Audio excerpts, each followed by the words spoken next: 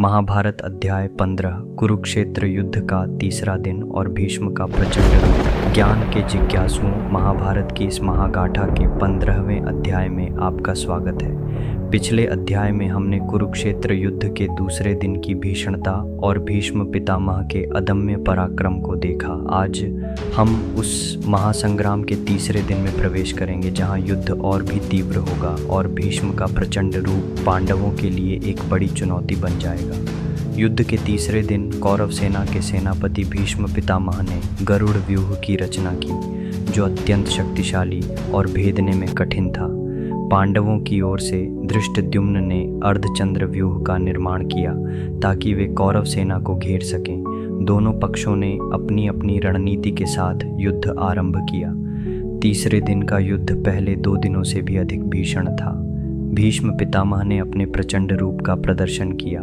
उन्होंने पांडव सेना में इतनी तबाही मचाई कि पांडव योद्धा भयभीत होने लगे। उनके बाणों की वर्षा से पांडव सेना के कई महारथी घायल हुए और पीछे हटने पर मजबूर हो गए। भीष्म के इस प्रचंड रूप को देखकर श्री कृष्ण भी चिंतित हो गए। उन्होंने अर्जुन को भीष्म से पूरी शक्ति से लड़ने के लिए प्रेरित किया।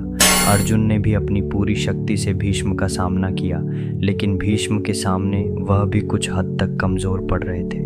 भीम ने भी अपनी गदा से कौरव सेना में हाहाकार मचाया।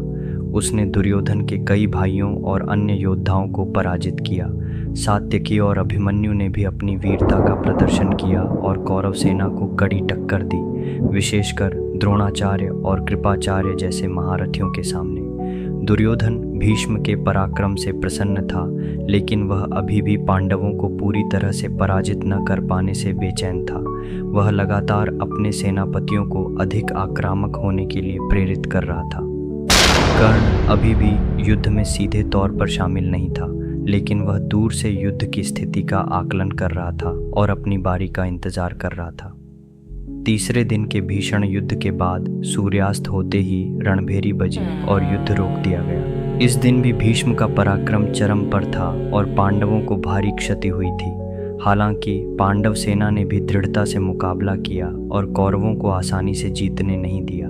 युद्ध अभी भी जारी था और हर दिन के साथ इसकी भीषणता बढ़ती जा रही थी।